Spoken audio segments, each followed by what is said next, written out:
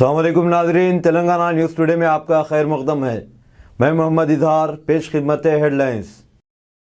वज़ीर-ए-आज़म नरेंद्र मोदी ने पार्लियामेंट को एक ऐसा इदारा करार दिया जहां तहरीकात, करारदादों, कोरम वोटिंग और वोटों की गिनती के बारे में कई कायदे हैं जिनसे हमारी जमहूरियत मजबूत हो रही है। आकाशवाणी पर अपने मन की बात खिताब में मोदी ने कहा कि दुनिया में जवार बाजरे की बढ़ती हुई तलब से छोटे किसानों को ताकत मिल रही है। तेलंगाना पुलिस रिक्रूटमेंट बोर्ड ने फैसला किया है कि सब इंस्पेक्टर्स और कांस्टेबल के इब्तदाई इम्तिहान में 7 सवालों के तमाम निशानात दिए जाएंगे। वजीर सेहत हरीश राव ने कहा कि इस साल रियासत में 9 नए मेडिकल कॉलेजेस खोले जाएंगे। अब खबरें तफसील से। वज़ीर-ए-आज़म नरेंद्र मोदी ने आज हिंदुस्तान को जमहूरियत की मां करार देते हुए कहा है कि जमहूरियत हिंदुस्तानी अवाम की तहजीब और रगों में है। आकाशवाणी पर अपने 97वें मन की बात प्रोग्राम में कौम से खिताब करते हुए मोदी ने पार्लियामेंट को एक ऐसा इदारा करार दिया जहां तहरीकों, करारदादों, कोरम, वोटिंग और वोटों की गिनती के लिए कई कायदे हैं। वज़ीर-ए-आज़म ने कहा कि सदियों से मुल्क के हर हिस्से में जमहूरियत का जज्बा फल फूल रहा है। उन्होंने जोर देकर कहा कि हिंदुस्तान के अवाम को इस बारे में गहराई से सोचना चाहिए और दुनिया को इस पहलू के बारे में बताना चाहिए। वज़ीर-ए-आज़म ने इस बात पर फ़ख्र का इजहार किया कि अक़वाम मुत्तहिदा ने हिंदुस्तान की तजवीज़ पर योगा का आलमी दिन मनाने और जवार व बाजरे का आलमी साल मनाने का फ़ैसला किया।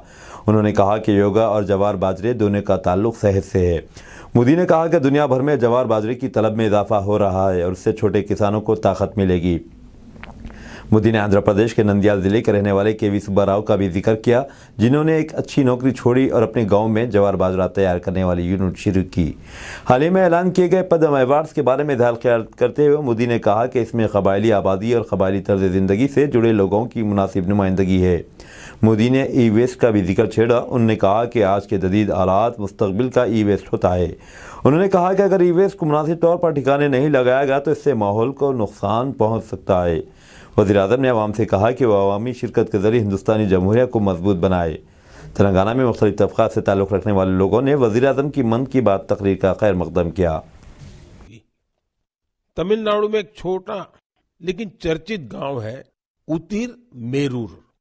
यहाँ 1100-1200 साल पहले का एक शिलालेख दुनिया भर को अचंभित करता है। यह शिलालेख एक मिनी कॉन्स्टिट्यूशन की तरह है। इसमें विस्तार से बताया गया है कि ग्राम सभा का संचालन कैसे होना चाहिए और उसके सदस्यों के चयन की प्रक्रिया क्या हो। हमारे देश के इतिहास में डेमोक्रेटिक वैल्यूज का एक और उदाहरण है 12वीं सदी के भगवान बसवेश्वर का अनुभव मंडपम। यहाँ फ्री डिबेट और डिस्कशन को प्रोत्साहन दिया जाता था। आपको ये जानकर हैरानी होगी कि यह माग्ना कार्टा से भी पहले की बात है। वारंगल के काकीय वंश के राजाओं की गणतांत्रिक परंपराएं भी बहुत प्रसिद्ध थी। भक्ति आंदोलन ने पश्चिमी भारत में लोकतंत्र की संस्कृति को आगे बढ़ाया। बुक में सिख पंथ की लोकतांत्रिक भावना पर भी एक लेख को शामिल किया गया है, जो गुरु नानक देव जी के सर्वसम्मति से लिए गए निर्णयों पर प्रकाश डालता है।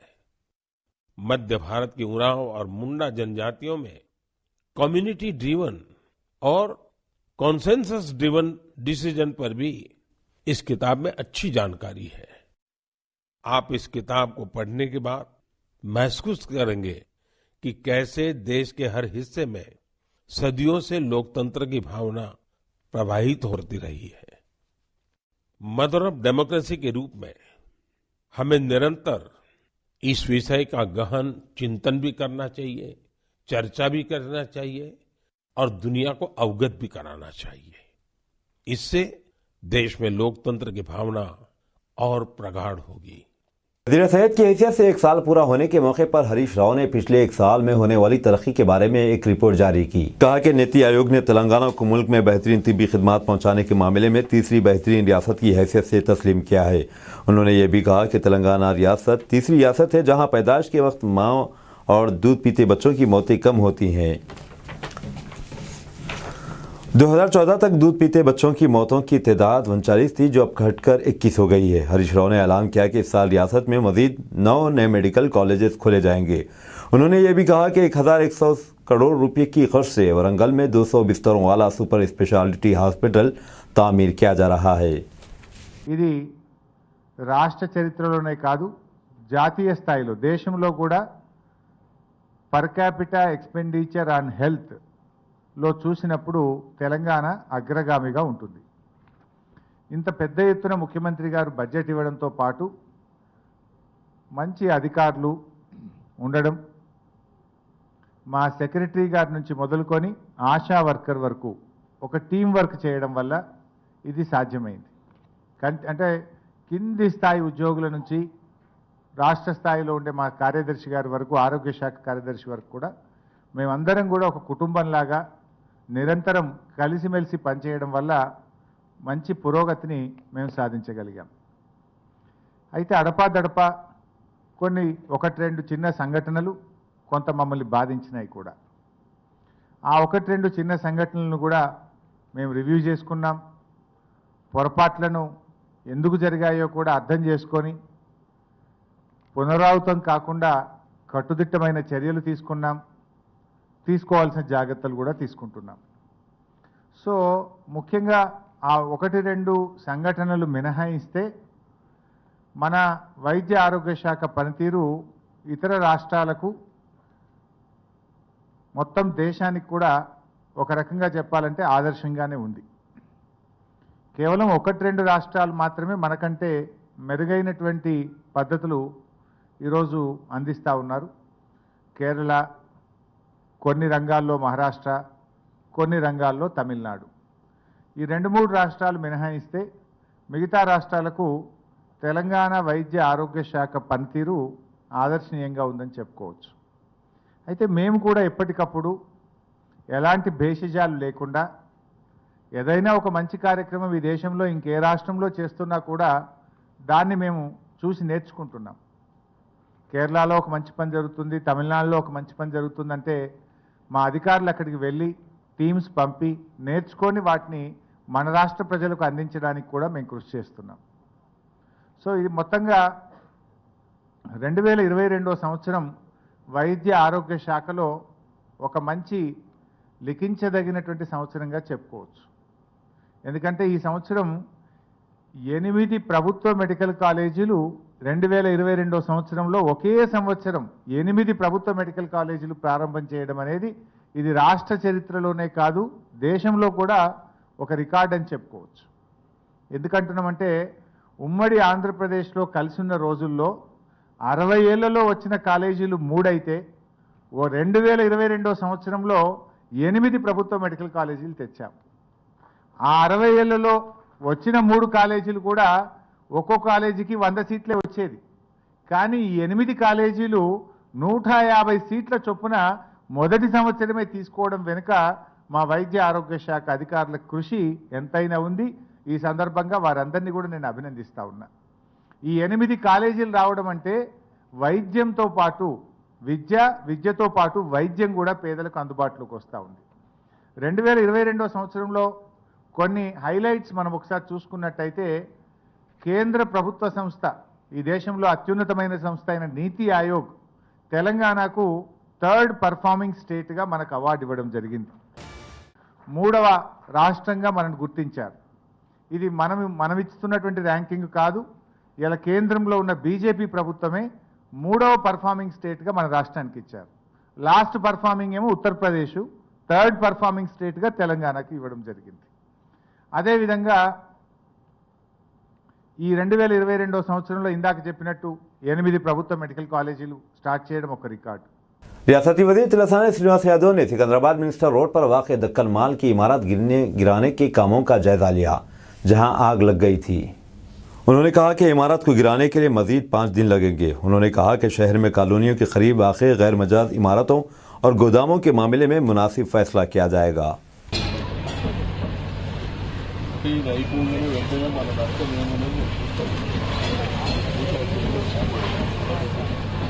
మీకైతే టైంకు బ్రేక్ఫాస్ట్ టెంపుల్ పడదు కానీ ఇది అయిపోయిందంటే మీరు మధ్యలో మళ్ళీ మీటింగ్ ఒకసారి మాట్లాడుతున్నారు. టెన్షన్ పడకండి, మనం తిరిగినట్టే మనకు అన్నం కూడా చేస్తాం. ఇంకా జనాలను కొట్టమంటే 10 గంటలకు ఉంటే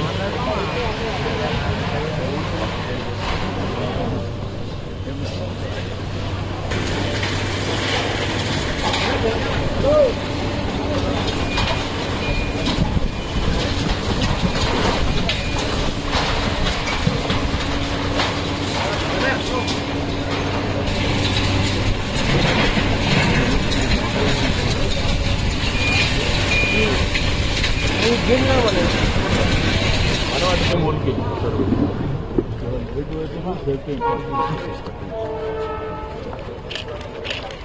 నేనైతే వాళ్ళనైతే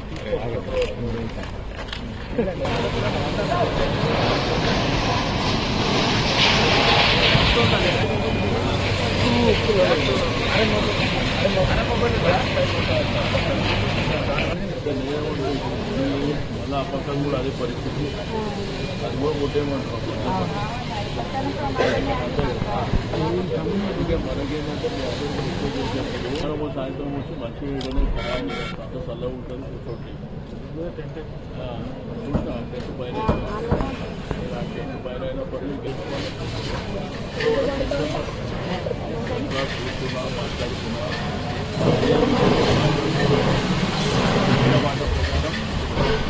कंप्लीट सदर जमहूरियत द्रौपदी मुर्मू ने आज राष्ट्रपति भवन उद्यान उत्सव 2023 का इफ्तिताह किया।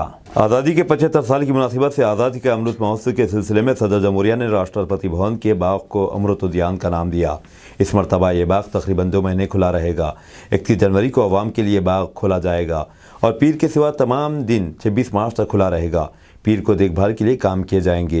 राष्ट्रपति भवन के बागात के अलावा अवाम चारशंबे से इतवार तक हफ्ते के 5 दिन राष्ट्रपति भवन भी आ सकते हैं। वह मंगल से इतवार तक हफ्ते के 6 दिन राष्ट्रपति भवन म्यूजियम भी देख सकते हैं और तातीलात के सिवा हर हफ्ते को गार्ड की तब्दीली की तकरीब का मुशाहिदा कर सकते हैं।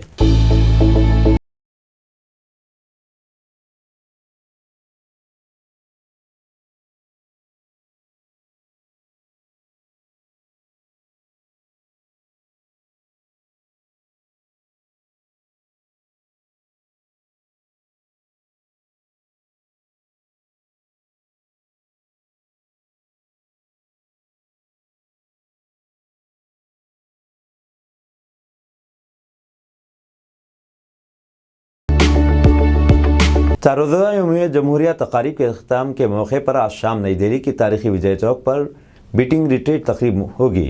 इस तकरीब के दौरान क्लासिकी रागों पर मुश्तमिल हिंदुस्तानी धनें बजाई जाएंगी। सदर जमहूरिया और मुसल्लह फौजों की सुप्रीम कमांडर द्रौपदी मुर्मू, वज़ीर आज़म नरेंद्र मोदी और रक्षा मंत्री राजनाथ सिंह तकरीब का मुशाहिदा करेंगे।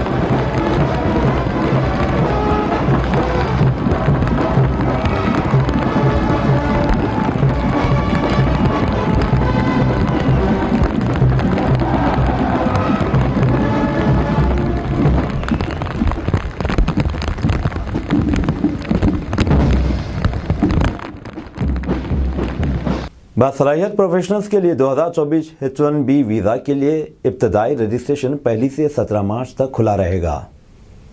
US citizenship and immigration services ने ऐलान किया, इम्कानी दरख्वास्त गुजार और नुमाइंदे इस मदद के लिए दौरान ऑनलाइन H1B रजिस्ट्रेशन सिस्टम का इस्तेमाल करते हुए अपना रजिस्ट्रेशन मुकम्मल कर सकते हैं। इदारा माली साल 2024 H1B कैप के लिए हर रजिस्ट्रेशन पर इस तस्दीकी नंबर देगा जिसका इस्तेमाल रजिस्ट्रेशन ट्रैक करने के लिए किया जा सकेगा। ताहम केस स्टेटस मालूम करने के लिए इस नंबर का इस्तेमाल नहीं किया जा सकता। G20 स्टार्टअप से मुतालिक इजलास आज हैदराबाद में दूसरे दिन भी जारी रहा। वर्किंग ग्रुप ने मकामी लोगों, स्टार्टअप और फरीकों से बातचीत की और बुनियादी सतह के मसाइल का जायजा लिया। G20 और 9 खुसूसी मदोइन मुल्कों की नुमाइंदगी करने वाले 180 मंदूबीन इस इजलास में हिस्सा ले रहे हैं। तेलंगाना के वज़ीर आला के चंद्रशेखर राव की सदारत में हैदराबाद के प्रगति भवन में BRS पार्लिमानी पार्टी का इजलास जारी है। मालूम हुआ है कि इस इजलास में पार्लियामेंट के बजट सेशन में इख्तियार की जाने वाली हिकमत अमली पर गौर किया जा रहा है। हिंदुस्तान की G20 सदारत के तहत स्टार्टअप 20 राब्ता ग्रुप शुरू किया गया है। इस ग्रुप का मकसद स्टार्टअप्स की मदद और स्टार्टअप्स कॉर्पोरेट सरमायाकारों, इख्तिराई एजेंसियों और फरीकों के दरमियान तालमेल के लिए एक आलमी बयानिया तैयार करना है। इस राब्ता ग्रुप में 3 टास्क फोर्स शामिल होंगे जिनकी मंदूबीन का एक इजलास होगा जो G20 मुल्कों में स्टार्टअप को बढ़ावा देने के लिए असरदार पॉलिसी फ्रेमवर्क पर बातचीत करेंगे। तेलंगाना बीजेपी के सदर बंडी संजय ने कहा कि इनकी पार्टी रियासत में जल्द असेंबली चुनाव के लिए तैयार है। उन्होंने BRS वर्किंग प्रेसिडेंट और रियासती वजीर KT रामाराव के इस चैलेंज का जवाब देते हुए ये बात कही कि क्या बीजेपी की क़ियादत वक्त से पहले लोकसभा इंतखाबात के लिए तैयार है। उन्होंने कहा कि KTR को चाहिए कि वो अपने वालिद और वज़ीर आला चंद्रशेखर राव से ऐलान कराएं कि वो वक्त से पहले इंतखाबात के लिए तैयार हैं। बहनवई को एयरपोर्ट छोड़कर वापसी के दौरान सड़क हादसा, ब्रदर निस्बती हलाक। बहनवई को एयरपोर्ट पर छोड़ने के बाद वापसी के दौरान पेश आए सड़क हादसे में ब्रदर निस्बती हलाक हो गया। यह हादसा तेलंगाना के ज़िले निज़ामाबाद में पेश आया। पुलिस के मुताबिक दतिया ज़िले के कोंडापुर देहात से ताल्लुक़ रखने वाले 35 साला गणेश का बहनवई नवीन दुबई जा रहा था। नागेश ने नवीन को कार में एयरपोर्ट पर छोड़ा। कार में नवीन का दोस्त वेंकटेश गौड़ भी था। वापसी के दौरान निज़ामाबाद की इंदुल वाई टोल प्लाजा के करीब इनकी कार का तवाज़ुन खो दिया गया, जिसके नतीजे में कार ने वहां ठहरी हुई लारी को टक्कर दे दी। इस हादसे में कार चलाने वाले के बाजू बैठे वाला नागेश शदीद जख्मी हो गया, जिसको इलाज के लिए टोल प्लाजा के एहलकारों ने फौरी तौर पर एम्बुलेंस के जरिए अस्पताल पहुँचाया। ताहम रास्ते में ही नागेश की मौत हो गई, जबकि कार चलाने वाला वेंकटेश गौड़ मामूली जख्मी हो गया। रोड पर खड़े लोगों को ट्रक ने रौंद दिया, 6 हलाक। उत्तर प्रदेश के जिले लखीमपुरी खेरी के शहर कोतवाली इलाके में एक ट्रक सड़क के किनारे खड़े अफराद को कुचलते हुए निकल गया। इस हादसे में 6 अफराद की मौत हो गई, जबकि मुतअद्दिद दीगर अफराद जख्मी हो गए। रियासत के चीफ मिनिस्टर योगी आदित्यनाथ ने मुतासरीन के 2-2 लाख रुपये माली माविनत का ऐलान किया है। पुलिस ज़राए ने बताया कि यह हादसा हफ्ते की रात देर इस वक्त पेश आया जब एक तेज़ रफ्तार बेकाबू ट्रक लखीमपुर बहराइच रोड पर लोगों को कुचलते हुए निकल गया। इस हादसे में 5 अफराद की मौके पर ही मौत हो गई, जबकि एक जख्मी जख्मों की ताब न ला सका और लखनऊ के ट्रामा सेंटर में दौरान इलाज दम तोड़ दिया।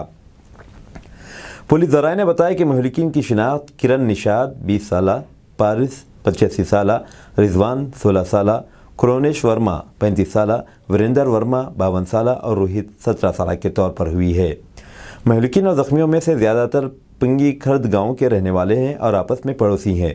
बताया जाता है कि मुतासरीन कार और मोटरसाइकिल के दरमियान रोड पर ही होने वाले एक मामूली हादसे की वजह से जमा हुए थे। रियासत के चीफ मिनिस्टर योगी आदित्यनाथ ने इस हादसे पर रंजो गम का इजहार करते हुए ज़िले इंतज़ामिया को मुतासरीन की हर मुमकिन मदद की हिदायत दी है।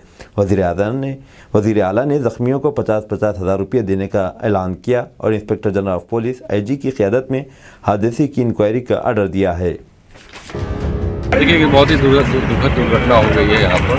बेसिकली जो सूचना मिली थी कि एक स्कूटी और कार में पहले टक्कर हुआ था और उसको देखने के लिए, उसको बचाने के लिए कुछ लोग घटनाक्रम को देखने के लिए खड़े हो गए थे। अचानक ही और बहराइच की तरफ से एक अनियंत्रित ट्रक जो आप सामने ही देख रहे होंगे नीचे गिर गई है। तो उसके साथ क्या घटना हुई, स्टीयरिंग फेल हुआ, क्या वजह जाँच का विषय है। वो अनबैलेंस हो गई और अपना नियंत्रण खोने के बाद कुछ लोग उसकी जद में आ गए और बाद में ये बैलेंस करने के बाद ये गाड़ी आगे स्वयं एक्सीडेंट हो गई। और जो हमें सूचना मिल रही है कि करीब 3 से 4 लोगों की अभी तक मृत्यु की सूचना मिल रही है इस हादसे में और कुछ लोग घायल भी हुए हैं। यहाँ सबसे पहले प्राथमिकता ये थी कि जो घायल हैं उनको निकटवर्ती अस्पताल में पहुँचाया जाए पूरी प्रशासन पुलिस की टीम लगी हुई है। जो घायल है उसका इलाज चल रहा है। मौके पे शुरुआत में ट्रैफिक जाम की स्थिति बनी थी, लेकिन अभी ट्रैफिक को सामान्य बना दिया गया है। हम उन कारणों को भी देख रहे हैं कि वास्तव में क्या कारण होगा एक्सीडेंट है, और पहले जो हमारी प्राथमिकता है कि जो घायल है उनका सही से इलाज हो जाए और किसी तरह की ट्रैफिक जाम की स्थिति। अब दीजिए इजहारुल हक को इजाज़त, मिलते हैं अगले न्यूज़ बुलेटिन में। देखते रहें तेलंगाना न्यूज़ टुडे।